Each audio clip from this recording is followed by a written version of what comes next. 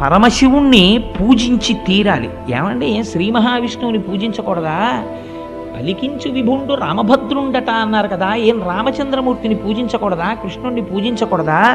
శివుణ్ణి పూజించమని పోతన గారు ఎందుకు చెప్పారు అంటే, పరమశివుణ్ణి మనం లింగ రూపంలో ఆరాధన చేస్తాం. లింగ రూపానికి కాళ్ళు చేతులు ఉన్నాయా? మీరు ఒకసారి ఆలోచన చేయండి. కాళ్ళు చేతులు ఉన్నటువంటి ఒక గొప్ప మూర్తి ముందు మీరు కూర్చుంటే మీ మనస్సు తెలిసో తెలియకో దాని యందు మగ్నమవుతుంది. భయ ఎంత బాగున్నాడో, స్వామి ఎంత బాగున్నాడో అని మీ మనస్సు అక్కడ నిలబడుతుంది. కాళ్ళు చేతులు లేవు, అలాగని రూపం లేకుండా లేదు. రూపము ఉంది, రూపము లేదు. లింగానికి కాళ్ళు చేతులు ఎక్కడున్నాయి? కాళ్ళు చేతులు లేవు. పోనీ అసలు రూపం లేదంటావా? ఏదో ఒక రూపం ఉంది శివలింగానికి. కాబట్టి ఇప్పుడు ఏమైంది? రూపము లేదు, రూపం ఉన్నది.